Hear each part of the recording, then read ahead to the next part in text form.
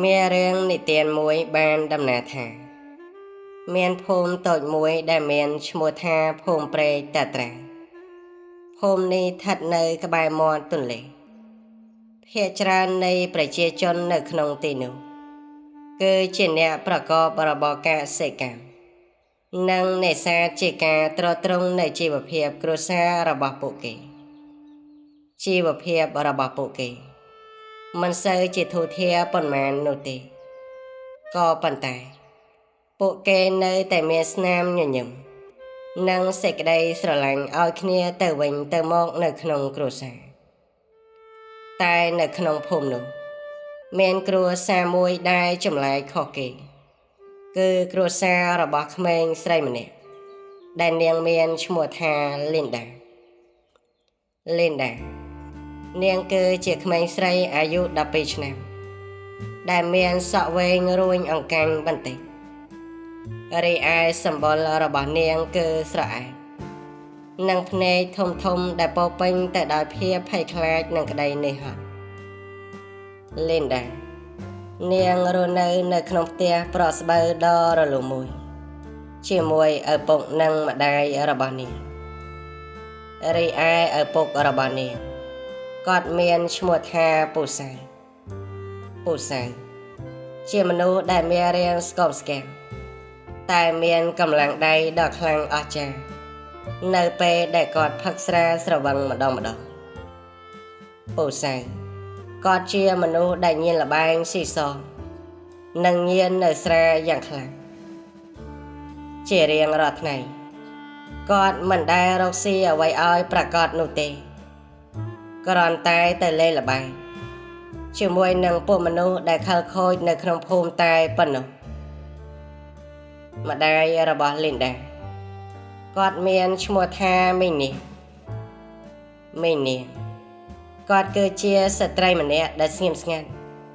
និងអត់ធ្មត់ពូកែទ្រាំជាទីបំផុតមីនីជាអ្នកខំប្រឹងធ្វើការគ្រប់បែបយ៉ាងចាប់តាំងពីដើមបន្លែលូរហូតដល់ទៅបោកគក់គេដើម្បីរកលុយមកចិញ្ចឹមគ្រួសារប៉ុន្តែរាល់លុយដែលគាត់រកបានតែងតែត្រូវប្តីរបស់គាត់ដណ្ដើមយកទៅលេងល្បែងនិងផឹកស្រាស្ទើរតែទាំងអស់នៅពេលល្ងាចមួយមេចាប់ដើមធ្លាក់ភ្លៀងរលឹមលីនដាកំពុងអង្គុយខ្ទប់ត្រចៀកនៅក្បែរមាត់បង្អួចដោយសារតែនាងឮសំឡេងឪពុករបស់នាងកំពុងតែស្រែកជេរប្រមាថម្ដាយរបស់នាងពីក្រោយផ្ទះមករីឯឪពុករបស់នាងក៏បានស្រែកដោយកំហឹងទៅកាន់ម្ដាយរបស់នាងថាម៉ែមីដាឯងយកលុយទៅលាក់ឯណាប្រាប់អញមកអញអស់លុយទិញស្រាផឹកហើយខណៈពេលនោះមីងនាងស្រក់ទឹកភ្នែកហើយខំប្រឹងនិយាយពន្យល់ទៅកាន់ពូសៅដោយសំឡេងញាប់ញ័រថាបងសៅខ្ញុំមានតែបន្តិចនោះទេហើយលុយនោះគឺខ្ញុំទុកឲ្យលីនដាកូនយើងនាងទិញសៀវភៅរៀននឹងគេនោះទេពីព្រោះនាងចិត្តប្រឡងហើយបងដឹងទេខ្ញុំសូមអង្វរបងឈប់ផឹកទៀតទៅណាអាណិតខ្ញុំនឹងកូនផងខណៈពេលនោះពូសៅក៏និយាយដោយសំឡេងដ៏ធ្ងន់ថាថ្ងៃណាក៏ថ្ងៃរៀនដែរម្សិលមិញរៀនស្រីកំណាចរៀនទៅរកប្រយោជន៍អីឲ្យលុយមកកុំនិយាយច្រើនបើមិនចង់ត្រូវនិយាយហើយឪពុកនាងក៏បោះជំហានចូលទៅជិតហើយក៏ចាប់នៅដៃម្ដាយរបស់នាងយ៉ាងតឹងរីឯលីនដាខណៈពេលនោះនាងមិនអាចទ្រាំទ្របានទៀតនោះទេនាងក៏បានរត់ចេញពីកន្លែងលាក់ខ្លួនទៅក្រោយផ្ទះដោយភ្លេចខ្លួនទាំងភ្លៀងកំពុងធ្លាក់ហើយនាងក៏បានស្រែកថាពុកកុំសុំតើពុកកូនមិនយកសៀវភៅនោះទេកូនមិនរៀនទៀតនោះទេពុកកុំវេយម៉ែអីណាពុកកូនសុំអង្វរពុកកុំធ្វើបាបម៉ែទៀតអីខណៈពេលនោះឪពុករបស់នាង បែរមកមើលនាងដោយកែវភ្នែកដ៏ក្រហមតែហើយក៏បានស្រែកថាលីនដាឯងមិននេះតាមមើលប្រហែលជាឯងទេដែលញញងនៅម្ដាយរបស់ឯងឲ្យលាក់លុយអញមែនទេភ្លាមនោះដៃដ៏ធំមួយនិងពោពេញទៅដោយកម្លាំងក៏ត្រូវបានលើកឡើងហើយទះទៅលើលីនដាមួយទំហឹងតែម្ដងដែលធ្វើឲ្យលីនដានាងដួលផ្កាប់មុខទៅក្នុងភក់ភ្លាមតែម្ដងខណៈពេលនោះម្ដាយនាងក៏បានស្រែកយំយ៉ាងខ្លាំងហើយក៏បានរត់ស្ទុះទៅអោបនៅកូនរបស់ខ្លួនរាត្រីនោះបានកន្លងផុតទៅដោយភាពវឹកវរនិងស្រក់ទឹកភ្នែកជាច្រើនថ្ងៃបន្ទាប់ចូលមកដល់លីនដានាងក៏ព្យាយាមបំភ្លេចនៅរឿងរ៉ាវកាលពីយប់មិញហើយខំជួយម្ដាយរបស់នាងដាំបន្លែនៅក្បែរមាត់អូសអ្វីត្បិតតែមានស្នាមចំនៅលើថ្ពាល់ក៏ដោយក៏នាងនៅតែញញឹមដាក់ម្ដាយរបស់នាងដើម្បីនឹងបន្លប់នៅការឈឺចាប់កុំឲ្យម្ដាយរបស់នាងព្រួយចិត្តខ្លាំងពេកខណៈពេលនោះលីនដាក៏បាននិយាយទៅកាន់ម្ដាយរបស់នាងថាម៉ាក់ថ្ងៃណាមួយលីនដាធំឡើង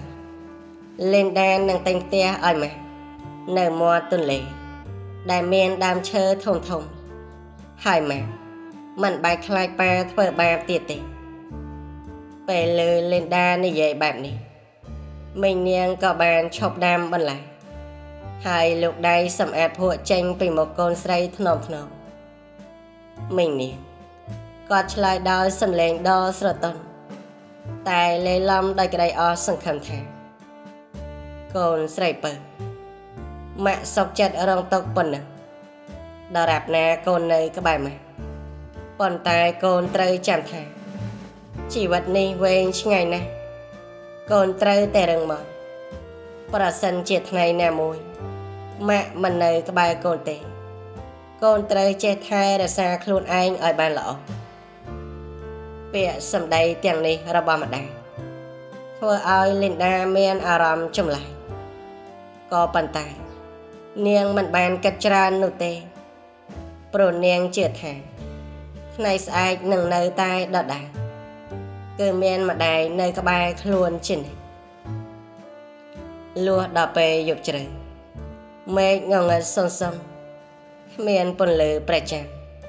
និងផ្កាយណាមួយរះនោះឡើយឪពុករបស់លីនដាត្រឡប់មកផ្ទះវិញទាំងស្រវឹងជោគចំជាងរាល់ដងទៅទៀតគាត់ដើររញ៉េរញ៉ៃទាត់ឆ្ងាំងទាត់ចានធ្វើឲ្យមានសំឡេងកឹកកងយ៉ាងខ្លាំងខណៈនោះលីនដាក៏បានភ្ញាក់ឡើងដោយការភ័យខ្លាច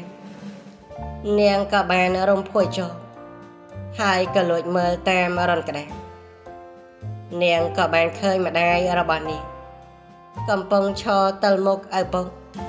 ដោយក្នុងដៃកាន់កាំបិតកោកាត់ស្មៅយ៉ាងតឹងមីងនាងគាត់និយាយទៅកាន់ពូសៅថាកុំចូលមកចិត្តខ្ញុំអត់មានលុយឲ្យអ្នកទៀតទេហើយក៏អត់មានឲ្យអ្នកទៅធ្វើបាបកូនខ្ញុំទៀតដែរម្ដាយនាងស្រែកដោយភាពភ័យខ្លាចនិងក្លាហានក្នុងពេលតែមួយខណៈនោះឪពុករបស់នាងសើចយ៉ាងអាសូរទាំងសំឡេងអំនោះហើយក៏និយាយថាថ្ងៃនេះឯងហ៊ានយកកាំបិតគំរាមប្តីឯងឬឯងថាអត់លុយចុះកាលមុនឯងលក់ដីស្រែឪពុកឯងបានលុយមកដាក់ឯណាឲ្យមកខ្ញុំដឹងថាឯងនៅលាក់ទុកនិយាយចប់ភ្លាមពូសៅគាត់ក៏បានស្ទុះចូលទៅចាប់ដៃមីងនាងយ៉ាងហិង្សាខណៈពេលនោះក៏មាននៅការដណ្ដើមគ្នាមួយភ្លេងកាំបិតនឹងឯងក៏បានធ្លាក់ទៅលើឥដ្ឋរីឯឪពុករបស់នាងក៏ទាញនៅកាំបិតនោះឡើងវិញដោយកំហឹងផ្ទុះឡើងដូចជាភ្នំភ្លើងម្ដាយនាងក៏បានស្រែកថាអត់ទេសៅឈប់លីនដាកូនស្រីយើងប៉ុន្តែវាយឺតពេលទៅហើយក្នុងភាពស្រវឹងនិងកំហឹង ពូសៅក៏បានបោះកំបិតនោះយ៉ាងពេញកម្លាំងទៅលើដើមទ្រូងរបស់ភរិយាគាត់ឈាមដល់ក្រហមឆ្អិនឆ្អៅក៏បានចាចេញពីមុខរបស់មកម្ដាយលីនដាក៏បានដួលរលំទៅលើឥដ្ឋដីយ៉ាងស្រួលដោយភ្នែកនៅសម្លឹងមើលកូនស្រីរបស់គាត់ពីចម្ងាយខណៈពេលនោះលីនដាប្រុងស្រែកក៏ប៉ុន្តែស្រាប់តែដូចជាគ្មានសម្លេងចេញពីបំពង់ករបស់នាងឡើយនាងគ្រាន់តែឃើញឪពុករបស់នាងឈរស្ងៀមមួយសន្ទុះរួចក៏ដួលអង្គុយចុះដោយភ្នែកសម្លឹងមើលដៃដែលប្រឡាក់ឈាមរបស់គាត់ស្រាប់តែគាត់ក៏ស្រែកយំយ៉ាងខ្លាំងទាំងការភ័យខ្លាចលាយឡំនឹងការស្រន់ថ្ងៃបន្ទាប់ចូលមកដល់ភូមិព្រែកតាត្រៅទាំងមូលអ្នកភូមិនៅក្នុងទីនោះគេក៏បានដឹងនៅរឿងដ៏ឃោរឃៅនេះម្ដាយរបស់លីនដាក៏ត្រូវបានគេបញ្ចុះនៅឯខ្នងភ្នំតូចមួយក្រោមម្លប់ដើមក៏គេចាស់មួយដែរលីនដានាងអង្គុយក្បែរភ្នោហើយនាងយំស្ងាត់ស្ងាត់ដោយមិនព្រមត្រឡប់ទៅផ្ទះវិញអស់រយៈពេលជាច្រើនម៉ោងរីឯឪពុករបស់នាងក៏ត្រូវបានប៉ូលីសចាប់ខ្លួនហើយដាក់គុកអស់រយៈពេល2-3ថ្ងៃក៏ប៉ុន្តែដោយសារតែគ្មានសាក្សីឃើញនៅហេតុការណ៍នោះច្បាស់លាស់ក្រៅពីលីនដាហើយក៏មានអ្នកភូមិខ្លះជួយជំរុញថាគាត់ជាមនុស្សវិកលចរិត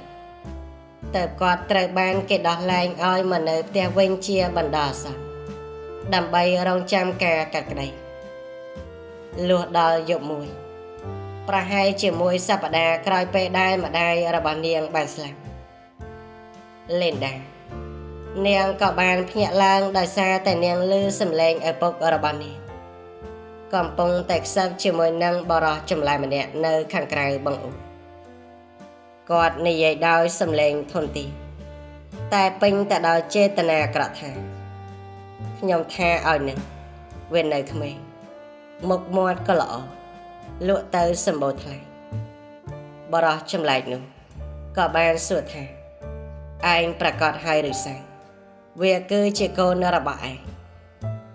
ពូសៅគាត់ក៏បាននិយាយថាកូនអីវាជាអីកូនដល់ថ្នាក់នេះខ្ញុំត្រូវការលុយដើម្បីរត់គេចពីរឿងឃាតកម្មនេះស្អែកនេះឯងឲ្យតែយកទៅបានខ្ញុំមិនខ្វល់នោះទេពាក្យទាំងនេះ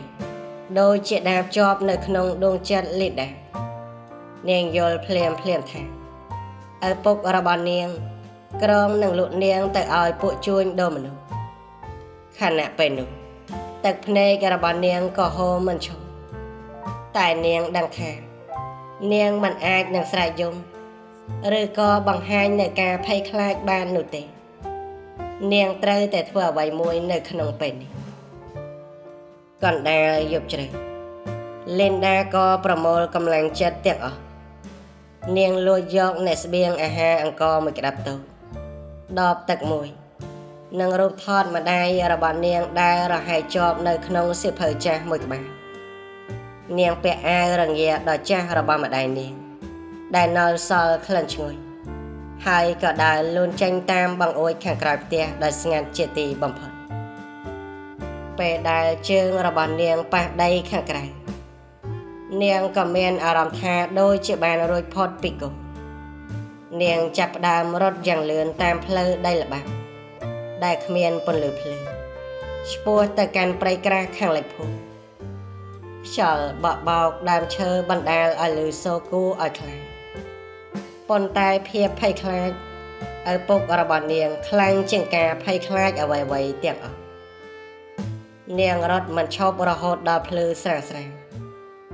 ពេលនោះនាងក៏បានដួលអស់កម្លាំងនៅក្បែរគល់ឈើធំមួយដើមទាំងដៃជើងរបួសដោយសារបន្លានិងមែកឈើនាងភ្ញាក់ឡើងដោយសំឡេងសស្វារអ៊ូនិងឃើញពន្លឺថ្ងៃរះពីលើជួរភ្នំពេលនោះនាងក៏បន្តដំណើរទៅមុខទៀតទាំងឃ្លានទាំងស្រេកទាំងអស់សង្ឃឹមជាខ្លាំង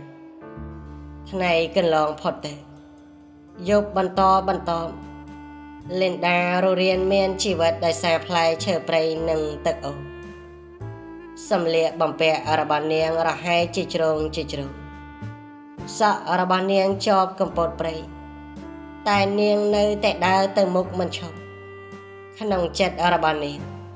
មានតែការចងចាំអំពីម្ដាយរបស់នាងនិងពាក្យសន្យាដែលនាងបានតាំងចិត្តថានឹងរស់ឲ្យបានទោះជាយ៉ាងណាក៏ដោយថ្ងៃមួយប្រហែលជាជាងមួយសប្តាហ៍បន្ទាប់ពីនាងរត់គេចខ្លួនមកលីនដានាងក៏បានដួលសន្លប់នៅក្បែរអូរតូចមួយកណ្ដាលព្រៃជ្រៅរាងកាយរបស់នាងស្គមស្គាំងបបោមាត់ស្ងួតជ្រះហើយនាងកំពុងតែញាប់ញ័រដោយគ្រុនក្តៅស្របពេលជាមួយគ្នានោះស្ត្រីចំណាស់ដ៏មានទ្រព្យសម្បត្តិម្នាក់ដែលគាត់មានឈ្មោះថាអ្នកស្រីម៉ៅសុភីកំពុងតែធ្វើដំណើរជាមួយនឹងអ្នកបើកបរនិងចំណិត2-3នាក់ដើម្បីនឹងទៅមើលដីចំការដែលគាត់គ្រងនឹងទិញនៅតំបន់នោះអ្នកស្រីសុភីជាស្ត្រីនីមេម៉ាយដែលគ្មានកូនចៅសោះគាត់ជាមនុស្សដែលមានចិត្តល្អតែមានរបៀបរស់នៅស្ងាត់គាត់តែងតែបរិច្ចាគទាននិងជួយសង្គមជាប្រចាំឡានរបស់គាត់បើកកាត់តាមផ្លូវលំក្បែរដងព្រៃខណៈពេលនោះអ្នកបើកបរម្នាក់ដែលមានឈ្មោះថាឌីគាត់ក៏បានប្រទះឃើញអ្វីមួយដូចជាកំណាត់ឈើឬក៏មនុស្សដួលនៅមាត់អូរឌីក៏អូសទានឡើងថាអ្នកស្រីមានអ្វីមួយនៅទីនោះមើលទៅដូចជាមនុស្សរីឯអ្នកស្រីសុភីក៏បញ្ជាឲ្យឈប់ឡានហើយក៏ចុះទៅមើលដោយផ្ទាល់គាត់ក៏បានស្ទុះទៅជិតហើយឃើញក្មេងស្រីម្នាក់អាយុប្រហែលជា12ឆ្នាំដេកសន្លប់នៅលើដីមានស្នាមរបួសពាសពេញខ្លួនតែនៅក្នុងដៃរបស់នាងនៅក្តាប់រូបថតស្ត្រីម្នាក់ជាប់យ៉ាងតឹងខណៈពេលនោះអ្នកស្រីសុភីក៏បានលន់មាត់ដោយក្តីអាណិតថាអូព្រះជួយក្មេងនេះឈឺធ្ងន់ហើយគាត់ពិនិត្យមើលដង្ហើមរបស់លីនដាហើយក៏និយាយថានៅរស់ទេនាំគ្នាលើកនាងដាក់ឡានជាប្រញាប់យើងត្រូវយកនាងទៅមន្ទីរពេទ្យឲ្យបានឆាប់ជាទីបំផុតអ្នកបើកបរនិងចំណិតជួយគ្នាលើកលីនដាដោយប្រុងប្រយ័ត្នលីនដាក្នុងសភាពសន្លប់គ្រាន់តែនិយាយរអ៊ូថាម៉ាលីនដាខំលីនដាមិនចោះចាញ់នោះទេអ្នកស្រីសុភីនៅពេលដែលបានលឺហើយធ្វើឲ្យកល់ស្រក់ទឹកភ្នែកគាត់កាន់ដៃតូចរបស់លីនដាថ្នមហើយក៏និយាយថាកូនកុំខ្លាចអីឥឡូវនេះមានយាយនៅជាមួយហើយនៅមន្ទីរពេទ្យក្នុងទីរួមខេត្តលីនដាត្រូវបានពេទ្យព្យាបាលអស់រយៈពេល2-3ថ្ងៃនាងមានគ្រុនក្តៅខ្លាំងប៉ុន្តែដោយសារការថែទាំបានល្អទើបនាងចាប់ផ្ដើមដឹងខ្លួនឡើងវិញនៅពេលដែលនាងបានបើកភ្នែកឡើងឃើញបន្ទប់ពណ៌សនិងមានក្លិនថ្នាំនាងក៏មានការភ័យស្លន់ស្លោយ៉ាងខ្លាំងនាងស្រែកថាទេកុំលក់ខ្ញុំអីខ្ញុំចង់ទៅរកម៉ាក់ខ្ញុំអ្នកស្រីសុភីដែលអង្គុយក្បែរគ្រែពេញមួយយប់នោះក៏ទៅអង្គុយក្បែរនាងហើយក៏និយាយដោយសំឡេងទន់ភ្លន់ថាកូនស្រីកូនកុំខ្លាចគ្មាននរណាលក់កូនទេយាយជាអ្នកជួយកូនឈ្មោះអ្វីហើយកូនមកពីណាខណៈពេលនោះលីនដានាងសម្លឹងមើលមុខញញឹមដ៏ទន់ភ្លន់របស់អ្នកស្រីសុភីភ្នែកពោពេញទៅដោយចិត្តល្អនាងក៏ចាប់ផ្ដើមយំសោកហើយរៀបរាប់នៅរឿងរ៉ាវទាំងអស់តាំងតែពីដើមរហូតដល់ចប់នាងនិយាយពីឪពុកដែលញៀនស្រាញៀនល្បែការវេដំការស្លាប់របស់ម្ដាយនិងផែនការលក់នាងជាដើម អ្នកស្រីសុភាស្ដាប់រួចទាំងទឹកភ្នែករហាមកត់អោបលីនដាយ៉ាងណាហើយក៏និយាយថាកូនណាកូនពិតជាក្លាហានណាស់យាយនឹងមិនបោះបង់កូនចោលឡើយចាប់ពីថ្ងៃនេះតទៅកូននឹងរស់នៅជាមួយយាយសន្យាក្រោយពីចេញពីមន្ទីរពេទ្យលីនដាត្រូវបានអ្នកស្រីសុភានាំទៅកាន់វិមានដ៏ធំមួយនៅកណ្ដាលទីក្រុងផ្ទះនេះមានសួនច្បារធំទូលាយមានដើមឈើហូបផ្លែជាច្រើននិងមានបន្ទប់ជាច្រើនដែលលីនដាមិនធ្លាប់ឃើញក្នុងជីវិតរបស់នាងកាលពីមុនមកអ្នកស្រីសុភាបានរៀបចំបន្ទប់មួយយ៉ាងស្រស់ស្អាតសម្រាប់លីនដាដែលមានក្រេតុនតង់សរសេរនិងធ្នើដាក់សៀវភៅពេញទៅដោយសៀវភៅរឿងនីតិនិងសៀវភៅសិក្សាដ៏ច្រើនលីនដានាងឈរស្រឡាំងកាំងនឹងអ្វីៗគ្រប់យ៉ាងដែលនាងបានឃើញនាងក៏បានសួរទៅកាន់អ្នកស្រីសុភាពដោយមិនជឿភ្នែកខ្លួនឯងថានេះជាបន្ទប់របស់ខ្ញុំឬអ្នកស្រីសុភាពក៏បានឆ្លើយដោយស្នាមញញឹមថាចាកូនស្រីនេះជាបន្ទប់របស់កូនចាប់តាំងពីថ្ងៃនេះតទៅលីនដានាងក៏រត់ទៅអោបអ្នកស្រីសុភាពយ៉ាងណាហើយក៏និយាយទាំងស្រក់ទឹកភ្នែកថាអរគុណយាយអរគុណច្រើនណាស់លីនដាសន្យាថាលីនដានឹងខំរៀនលីនដានឹងក្លាយជាមនុស្សល្អដើម្បីឲ្យបានសងគុណយាយរីឯអ្នកស្រីសុភាគាត់ក៏អង្អែលក្បាលលីនដាថ្នមហើយក៏និយាយថាយាយមិនត្រូវការអ្វីសងគុណទេកូនគ្រាន់តែឃើញកូនញញឹមនិងធំឡើងក្លាយជាមនុស្សដែលល្អនេះគឺជាអំណរដ៏ធំបំផុតសម្រាប់យាយហើយក្រោយមកអ្នកស្រីសុភាពក៏បានចាត់ចែងឲ្យលីនដាចូលរៀននៅសាលាដ៏ល្បីមួយក្នុងទីក្រុងលីនដាខំប្រឹងរៀនយ៉ាងខ្លាំងនាងតែងតែចាំពាក្យរបស់ម្ដាយនាងដែលថាការរៀនសូត្រជាគ្រឿងប្រដាំសម្រាប់ជីវិតដែលអាចជួយកូនឲ្យឆ្លងផុតពីភាពក្រនិងការប្រមាថមើលងាយធ្វើបាបនាងមិនដែលខ្ជិលច្រអូសនោះឡើយនាងតែងតែពេញទៅដោយកំណត់ចំណាំហើយគ្រូស្រឡាញ់នាងដោយសារតែការតស៊ូនិងចិត្តល្អរបស់នាងគ្រប់គ្នានៅពេលល្ងាចលីនដាតែងតែអង្គុយនិយាយជាមួយនឹងអ្នកស្រីសុភាពរៀបរាប់ពីអ្វីដែលនាងបានរៀននៅសាលាអ្នកស្រីសុភាពបង្រៀននាងពីរបៀបរស់នៅការគ្រប់គ្រងអារម្មណ៍និងផ្ដល់នូវដំបូន្មានដ៏មានតម្លៃជាច្រើនពួកគេក្លាយជាមិត្តនឹងគ្នានិងជាសាច់ញាតិដ៏ស្និទ្ធស្នាលជាទីបំផុតពេលវេលាកន្លងផុតទៅលីនដារៀនចប់ថ្នាក់វិទ្យាល័យដោយពិន្ទុល្អថ្នាក់លេខ1របស់សាលាបន្ទាប់មកនាងក៏បន្តនៅការសិក្សាថ្នាក់បរិញ្ញាបត្រផ្នែកវិទ្យាសាស្ត្រដោយសារតែនាងចង់ក្លាយជាគ្រូពេទ្យដើម្បីនឹងជួយអ្នកដទៃដោយដែលអ្នកស្រីសុភាពបានជួយនាងដែរកំឡុងពេលដែលនាងរៀននៅសាកលវិទ្យាល័យលីនដាត្រូវប្រឈមមុខនឹងការលំបាកជាច្រើនក៏ប៉ុន្តែនាងមិនដែលបោះបង់នោះឡើយនាងធ្វើការក្រៅម៉ោងជាជំនួយការស្រាវជ្រាវហើយនៅតែរក្សាបានពិន្ទុខ្ពស់ជាប់ជានិច្ចរីឯអ្នកស្រីសុភាពតែងតែគាំទ្រនាងទាំងខាងផ្លូវចិត្តនិងហិរញ្ញវត្ថុដោយមិនដែលទាមទារអ្វីត្រឡប់មកវិញនោះឡើយបន្ទាប់ពីបញ្ចប់នៅការសិក្សាថ្នាក់បរិញ្ញាបត្រលីនដានាងក៏បានបន្តនៅការសិក្សាថ្នាក់អនុបណ្ឌិតនិងថ្នាក់បណ្ឌិតផ្នែកវិទ្យាសាស្ត្រនាងក៏ក្លាយជាវេជ្ជបណ្ឌិតដ៏ប៉ិនប្រសប់ម្នាក់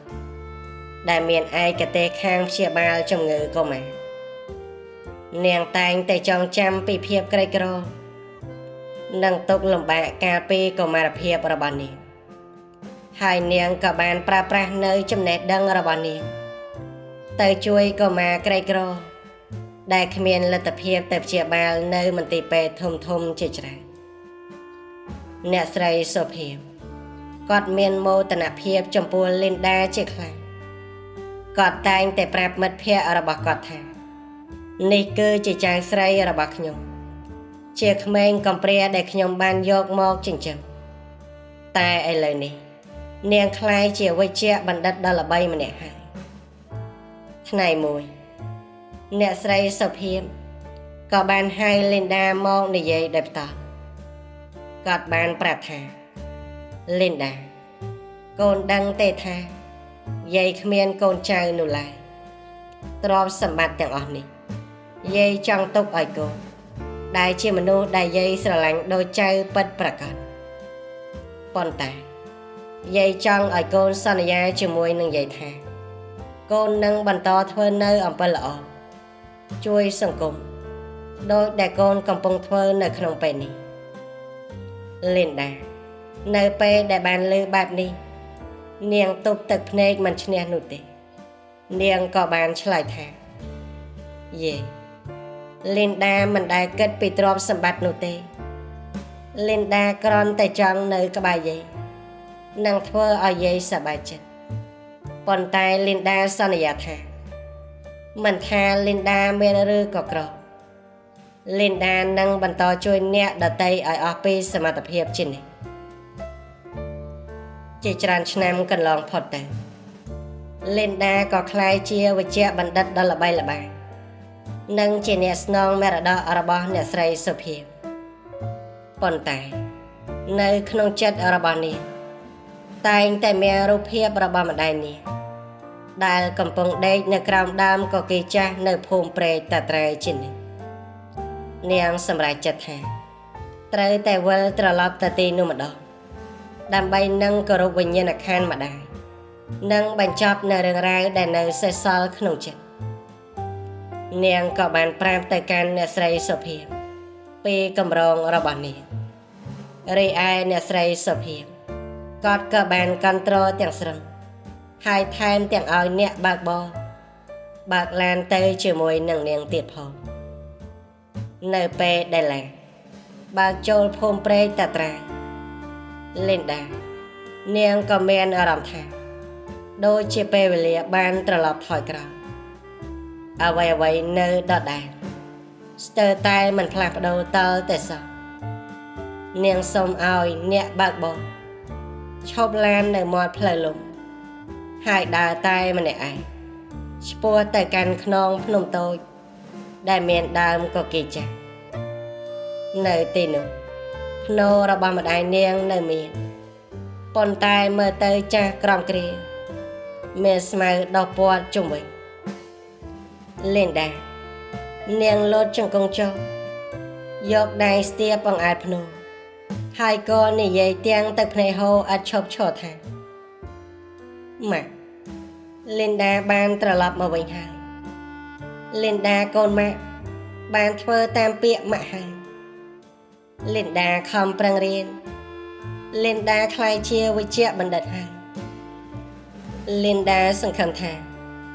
ម៉ាក់នឹងមើលឃើញលីនដាហើយសប្បាយចិត្តចុះនាងនិយាយហើយនាងក៏អង្គុយនៅក្បែរភ្នោម្ដាយរបស់នាងយ៉ាងយូរដែលនឹកឃើញនៅអនុស្សាវរីយ៍ទាំងឡាយ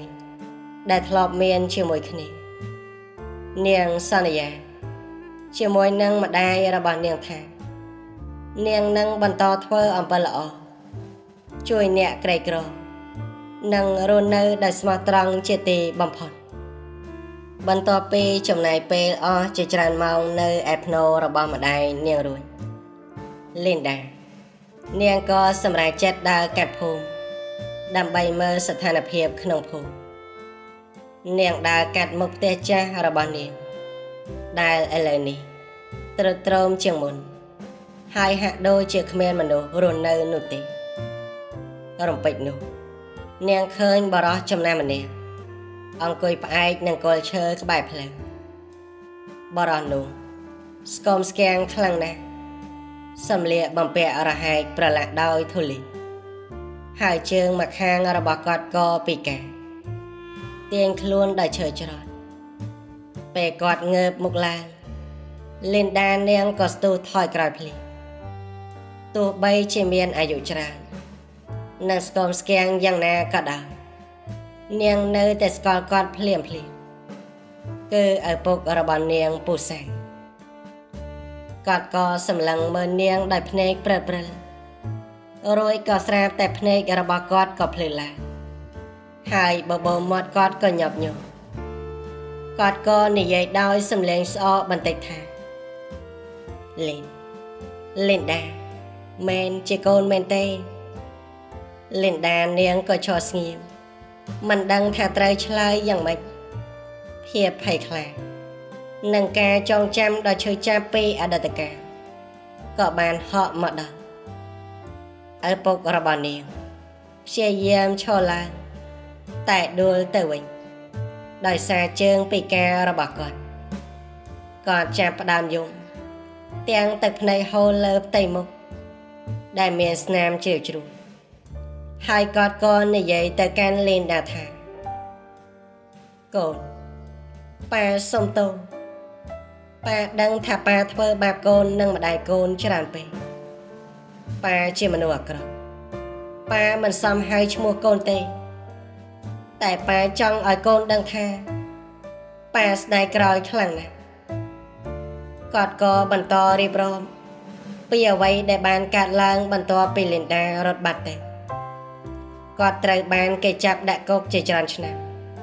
ដោយសារតែអំពើឃាតកម្មដែលគាត់បានសម្លាប់ទៅកាន់ប្រពន្ធរបស់គាត់ក្រោយពេលដែលគាត់ចេញពីគុក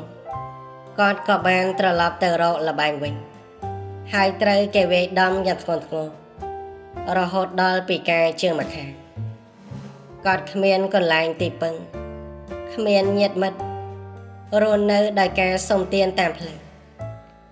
គាត់ក៏បន្តទៀតថាប៉ាមិនសុំឲ្យកូនអភ័យទោសទេប៉ាគ្រាន់តែចង់ប្រាប់កូនថា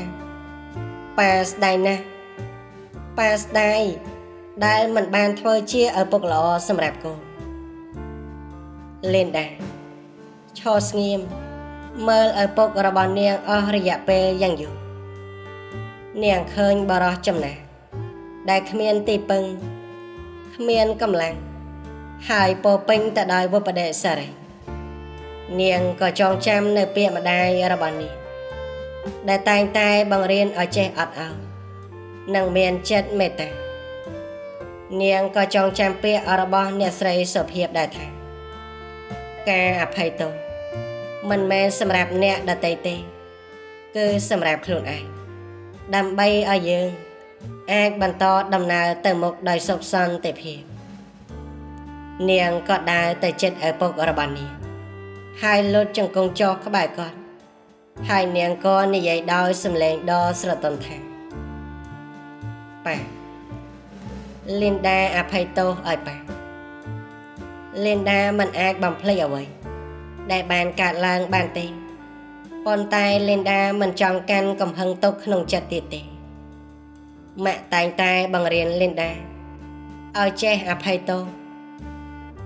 នៅពេលដែលឮលីនដានិយាយដូច្នោះឪពុករបស់នាងក៏បានស្ទុះទៅអោបនាងយ៉ាងណែនទាំងយំសោកយ៉ាងខ្លាំងគាត់ក៏និយាយថាអរគុណកូនអរគុណច្រើនប៉ាមិនសមនឹងទទួលបានការអភ័យទោសនេះទេតែប៉ាសូមអរគុណកូនដែលអភ័យទោសឲ្យប៉ាដ៏អាក្រក់ម្នាក់នេះលីនដានាងក៏សម្រេចចិត្តថានាងនឹងមិនបោះបង់ឪពុករបស់នាងចោលក្នុងស្ថានភាពនេះទេនាងក៏បាននាំគាត់ទៅព្យាបាលនៅមន្ទីរពេទ្យរៀបចំកន្លែងស្នាក់នៅថ្មីឲ្យគាត់និងចាត់ចែងឲ្យមានអ្នកមើលថែអ្វីត្បិតតែនាងមិនអាចរស់នៅជាមួយនឹងគាត់បានដោយសារតែការងារនៅទីក្រុងក៏ដោយក៏នាងសន្យាថានាងនឹងមកលេងគាត់ជាប្រចាំមុនពេលដែលនាងចាក់ចេញពីភូមិលីនដាក៏បានទៅភ្នូរម្ដាយនាងម្ដងទៀត នាងក៏និយាយថាម៉ាលីនដាបានអភ័យទោសឲ្យប៉ាហើយលីនដាដឹងថាម៉ាក៏ចង់ឲ្យលីនដាធ្វើដូច្នោះដែរលីនដាសន្យាថានឹងបន្តធ្វើអំពើល្អនឹងរស់នៅដោយស្មោះត្រង់ជារៀងរហូតនៅពេលដែលនាងត្រឡប់មកទីក្រុងវិញ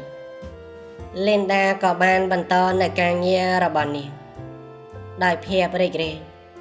និងសុភមង្គលជាងមុននាងមានអារម្មណ៍ថាដូចជាបន្ទុកដ៏ធ្ងន់មួយត្រូវបានដកចេញពីចិត្តរបស់នាងបន្តធ្វើការជួយកុមារក្រីក្រហើយថែមទាំងបង្កើតមូលនិធិដើម្បីនឹងជួយកុមារក្រីក្រនិងកំព្រាឬក៏រងគ្រោះដោយអំពើហិង្សានៅក្នុងគ្រួសារជាដើមរីឯអ្នកស្រីសុភាពមើលឃើញនៅការផ្លាស់ប្ដូរនៅក្នុងចិត្តលីនដាហើយគាត់ក៏បានដឹងថាការវិលត្រឡប់ទៅភូមិកំណើតគឺជាការសម្រេចចិត្តដ៏ត្រឹមត្រូវមួយគាត់និយាយថាលីនដាយាយមានមោទនភាពចំពោះកូនណាស់កូនបានបង្ហាញថាកូនពិតជាមនុស្សដ៏រឹងមាំនិងមានចិត្តមេត្តាលីនដាញញឹមហើយក៏បានឆ្លើយថាលីនដាមិនអាចធ្វើអ្វីបានទេបើគ្មានលោកយាយបានផ្ដល់ឱកាសថ្មីក្នុងជីវិតដល់លីនដានឹងខំប្រឹងធ្វើអំពើល្អដើម្បីឲ្យបានសងគុណយាយនិងធ្វើតាមអ្វីដែលម៉ាក់តែងតែបង្រៀនជីវិតរបស់លីនដាបន្តដំណើរទៅមុខដោយពោរពេញទៅដោយក្តីសង្ឃឹមនិងអំពើល្អនាងបានប្រែក្លាយពីក្មេងស្រីកំសត់ម្នាក់ដែលគ្មានទីពឹងក្លាយជាវេជ្ជបណ្ឌិតដ៏មានកេរ្តិ៍ឈ្មោះជាអ្នកស្នងមរតកនៃគ្រួសារអ្នកមានគុណនិងជាអ្នកផ្ដល់នូវក្តីសង្ឃឹមដល់អ្នកដទៃទៀតរឿងរ៉ាវនៃការតស៊ូការឈឺចាប់ការបាត់បង់និងការរកឃើញសុភមង្គលរបស់លីនដាคล้ายជាមេរៀនមួយសម្រាប់អ្នកដែលបានដឹងលើវាបង្ហាញថាទោះបីជាជីវិតលំបាកយ៉ាងណាក៏ដោយបើយើងមានចំណឿចិត្តមាននៅការតស៊ូនិងមានចិត្តល្អនោះយើងនឹងអាចយកឈ្នះរាល់ឧបសគ្គបានដូចនេះរដូវវស្សាមួយឆ្នាំលីនដាក៏បានវិលត្រឡប់ទៅកាន់ភូមិកំណើតរបស់នាងវិញជាមួយនឹងអ្នកស្រីសុភាពពួកគេទៅឯភ្នូរម្ដាយលីនដាដែលឥឡូវត្រូវបានជួសជុលឡើងវិញយ៉ាងស្អាតនៅក្បែរនោះមានឪពុករបស់លីនដា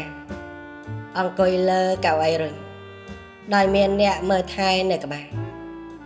ពួកគេទាំង3នាក់អង្គុយនៅក្រោមដើមកគីចាស់សម្លឹងមើលនៅទេសភាពជនបទដ៏ស្រស់ស្អាតភ្លៀងរលឹមតិចៗធ្លាក់មកលើស្លឹកឈើបង្កើតជាសំឡេងដ៏ពីរោះលីនដានិយាយថាម៉ាក់ថ្ងៃនេះគ្រួសារយើងបានជួបជុំគ្នាវិញហើយមិនដោយកាលពីមុនទេដែលយើងនៅជាមួយគ្នាលីនដាសូមសន្យាថានឹងបន្តធ្វើអំពើល្អដោយដែលម៉ាក់តែងតែបង្រៀនរីឯអ្នកស្រីសុភាពកាន់ដៃរបស់លីនដាហើយក៏និយាយថាម្ដាយកូនប្រកាសជាមានមោទនភាពចំពោះកូនណាស់រីឯឪពុករបស់លីនដាក៏ងក់ក្បាលយឺតទាំងទឹកភ្នែកហូរគាត់និយាយមិនចេញប៉ុន្តែក្នុងចិត្តគាត់ពោរពេញទៅដោយការដឹងគុណនិងវបដិសារីនៅក្រៅមេឃដែលកំពុងបង្អុរភ្លៀងតិចៗបេះដូងដែលធ្លាប់បាក់បែកនៃក្មេងស្រីដ៏កំសត់ម្នាក់ក៏បានរកឃើញនៅសន្តិភាពហើយរឿងរ៉ាវរបស់នាងនឹងត្រូវបានគេចងចាំដរាបណាមានអ្នកជឿលើអំណាចនៃការតស៊ូនិងក្តីមេត្តា